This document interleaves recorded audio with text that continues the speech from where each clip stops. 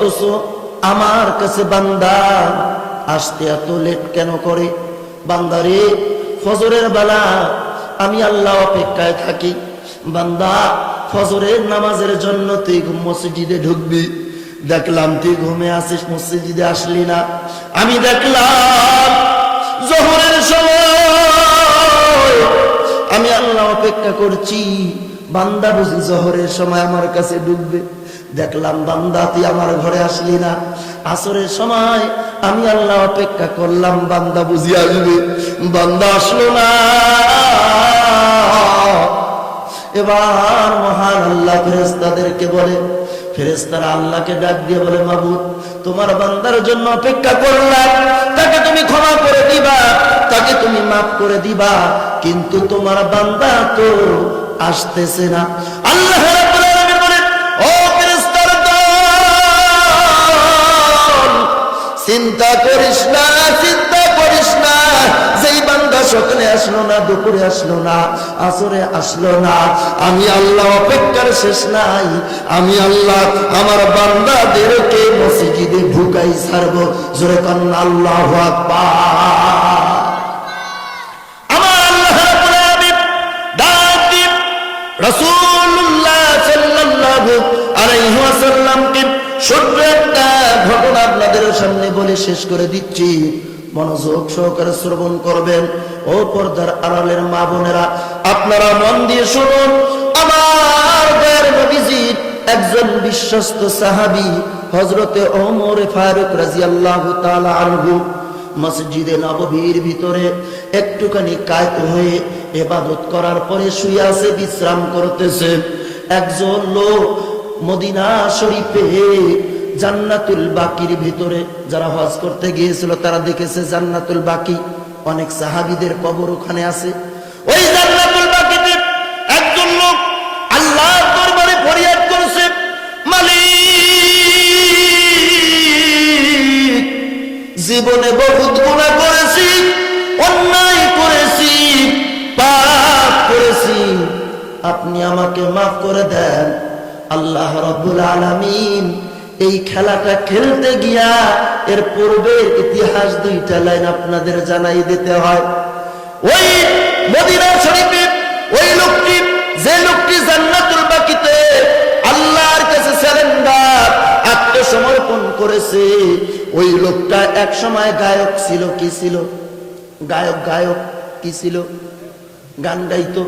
আমাদের বর্তমান এই আউল বাউল আবুল সরকার যেগুলো গান গাইয়া পেটের খাদ্য জোগাড় করে, ওই রকম গায়ক মদিনা শরীফে 1400 বছর আগে ছিল। এই গায়ক গান গায় আর আল্লাহর নাফরমানি করে, আল্লাহর সঙ্গে দুশমনি করে। মহান আল্লাহ রাব্বুল আলামিন ওই বান্দাকে হেদায়েত করবে, কিন্তু তার শেষ পরিণতি এমন হয়েছে, কোন এক সময় গায়ে টাইট চামড়াগুলো ঢিল হয়ে গেছে। গ্রাম্য ভাষায় কথা বলেন, যখন শরীরে তাকে বল, তখন আল্লাহকে বলে, আল্লাহ করব না তোর দল। যখন শরীরে চামড়া হয়ে যায় ঢিল, আল্লাহর সঙ্গে লাগায় মিল, কতক্ষণ ঠিক কিনা? আর যখন আল্লাহর সঙ্গে মিল লাগায়, আমার আল্লাহ বলে, বান্দারে, এই মিলটা যদি আগে লাগাইতি আমি আল্লাহ আরো বেশি খুশি হইতাম। জোরে কোন আল্লাহু আকবার।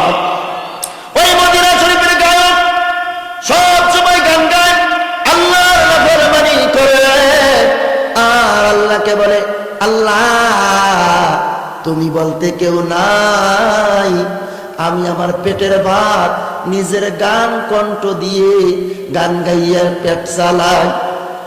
আমার আল্লাহ রাগে রাগান্বিত, বান্দায় কণ্ঠ দিলাম আমি, তোর জবান দিলাম আমি, যেই পেটের জন্য খাদ্য জোগাড় করছিস ওই পেটটাও তৈরি করলাম আমি। কথা বলেন ঠিক কিনা? এবার বেচারা গায়কের চামড়া ঢিল হয়েছে, চোখের জ্যোতি কমে গেছে, শরীরটা নার্ভাস হয়েছে,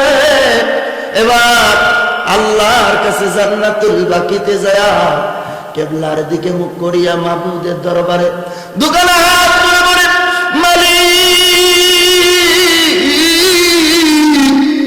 আপনি ছাড়া কেউ নাই, আপনি আমার রিজিক দাতা, আপনি আমার পালন কর্তা।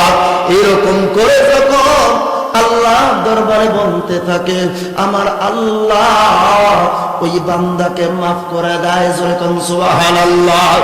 মসজিদে নববীর ভিতরে হযরত ওমর ফারুক, সিদ্দিক ওমর ফারুক রাদিয়াল্লাহু তাআলা আনহু বিশ্রাম করতেছে।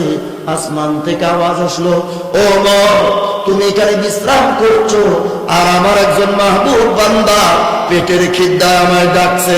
যাও রে ওমর যাও, জলদি করে যাও, আমার বান্দার রিজিকটা তোমার বাইতুল মাল থেকে দিয়া দাও। জোরে করে আল্লাহু আকবার। হযরত ওমর রাদিয়াল্লাহু তাআলা আনহু মসজিদে নববী থেকে দাঁড়িয়ে দৌড় দিয়ে বের হয়ে এসে জান্নাতুল বাকির দিকে দৌড় মারছে। যাইয়া দেখে ওই নাফরমান গায়ক আল্লাহর দরবারে দুখানা হাত তুলে ফরিয়াদ করছে। পেছন থেকে দাঁড়িয়ে বলেন, হে আল্লাহর বান্দা, ইয়া নবী তুমি আল্লাহর কাছে কি ফরিয়াদ করছো? এই কথা বলা মাত্র পিছনের দিকে গায়ে ঘুরিয়ে দেখে, হায় রে কি দশা যে ওমর এসেছে, ওই ওমরের কথা এক তরবারি একই চলে, অতএব এই ওমরের সামনে আবার দাঁড়িয়ে থাকা যাবে না। হযরত ওমরকে দেখে গায়ক দৌড় মারছে। এবার হযরত ওমর রাদিয়াল্লাহু তাআলা আনহু তার পিছনে পিছনে ছুটতেছে আর ডাকতেছে, ও আল্লাহর বান্দা, ইয়া নবী দাঁড়াও দাঁড়াও, আমি আল্লাহর পক্ষ থেকে তোমাকে কিছু দিতে এসেছি। জোরে কোন সুবহানাল্লাহ। এই কথা শোনার পর গায়ক থমকে দাঁড়িয়ে গেল। এবার গায়ক দাঁড়ানোর পর এবার ওই লোকটি ডাক দিয়ে বলছে, ইয়া আমিরুল মুমিনিন, হযরত ওমর গো, আমাকে কি আজকে আপনি দু টুকরো করে ফেলবেন? আপনার কোমরে ছুরি, আপনার কোমরে তরবারি, আপনার চোখে মুখে লাল দেখতেছি, আপনি আমাকে শেষ করে ফেলবেন। যদি আমাকে আপনি শেষ করে ফেলেন তো এখনই খেলেন, আর এই জান্নাতুল বাকিতে আমার দাফন কাফনের ব্যবস্থা করে দেন।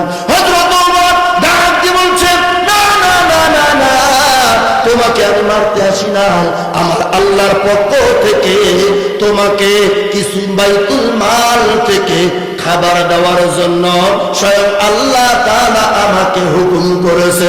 জোরে বলেন আল্লাহু আকবার। এবার ওই গায়ক ডাক দিয়ে বললেন, ও আমিরুল মুমিনিন, ও আল্লাহর নবীর সাহাবীরা, আমি এখানে গোপনে গোপনে মনে মনে আল্লাহর দরবারে দোয়া করলাম। এই দোয়াটা আমার আল্লাহ কেমনে শুনলেন? হযরত ওমর জবান দিয়ে বলে, ইন্নাহু আলিমুন বিযাতিস সুদূর। জোরে জোরে বলেন আল্লাহু আকবার। আল্লাহ অন্তরের খবর জানে কি জানে না? জোরে বলেন, আল্লাহ অন্তরের খবর জানে কি জানে না? আল্লাহর মতো দয়ালু আর কেউ আছে? এবার হযরত ওমর ডাক দিয়ে বলছেন, ইয়া আমিরুল মুমিনিন, আল্লাহর নবীর সাহাবী, আল্লাহ রাব্বুল আলামিন যদি আমাকে রিজিক দেওয়ার জন্য খাবারের ব্যবস্থা আপনার মাধ্যমে করে, আজ থেকে আমি তওবা করলাম, আল্লাহর নাফরমানি ছেড়ে দিলাম, আল্লাহর পথে ওয়ালা জিকরুল্লাহি আকবার। মহিয়ান দরিয়ান সর্বশক্তিমান মহান রবের বরত্ব, মহান রবের শরণার্থে বরত্ব আমি প্রকাশ করছি। জোরে বলেন আল্লাহু আকবার। আরো জোরে বলেন আল্লাহু আকবার। ভাইজান, গভীর মনোযোগ লাগান। নামাজ এমন একটা গুরুত্বপূর্ণ বিষয়, এমন একটা জিনিস যেই নামাজের মাধ্যমে অশ্লীল বেহায়াপনা লজ্জাপনা কাজ দূরে থাকে। মা বোনেরা কান পেতে শুনে নেন। এবার আসেন পুরস্কারের কথাটা বলবো। জোরে বলেন, পুরস্কারের কথা বলবো। নামাজ দুনিয়ায় আদায় করবেন আর পুরস্কার মরার পরেই পাবেন। মরতে দেরি, পুরস্কার পাইতে দেরি নয়। কথা বলেন ঠিক কিনা? আল্লাহ রাব্বুল আলামিন বলেন, কোন বান্দা যদি দুনিয়ায় আমার শরীরার্থে আমার ইবাদত নামাজ আদায় করে, নবী গো আপনি বলে দেন, আউয়ালু মা ইউহাসাবু বিহিল আবদু ইয়াউমাল কিয়ামাতিস সালাত। কিয়ামতের ময়দানে যখন বান্দাকে দাঁড় করানো হবে, সর্বপ্রথম তার থেকে নামাজের হিসাব নেওয়া হবে। কথা বলেন ঠিক কিনা? আল্লাহ রাব্বুল আলামিন বলেন, বান্দা কি মরতে দেরি, তোর কবরের মধ্যে আমি আল্লাহ তোকে পুরস্কার দিতে দেরি করব না। বান্দা যখন নামাজ পড়া অবস্থায় ইবাদত করি, অন্ধকার কবরে চলে যাবে, আমি আল্লাহ এই নামাজের বরকতে তোর অন্ধকার কবরটা আমি আল্লাহ আলোকিত করে দিব। জোরে কন্যা সুবহানাল্লাহ।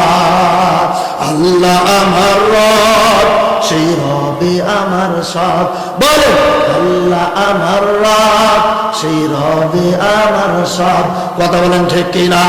ও ভাইজান, আজকে বাংলার জমিনে আল্লাহ রাব্বুল আলামিনের আইন অনুযায়ী, কোরআনের বিধিবিধান অনুযায়ী যদি রাষ্ট্র পরিচালনা করা হয়, যদি কোরআন দিয়ে সংসদ পরিচালনা করা হয়, সমাজ পরিচালনা করা হয়, পারিবারিক জীবন পরিচালনা করা হয়, রাষ্ট্রীয় জীবন পরিচালনা করা হয়, বলেন তো আল্লাহর কোরআন দিয়ে পরিচালনা করলে এই দেশের মধ্যে শান্তি আসবে না অশান্তি আসবে? জোরে বলেন, কি আসবে?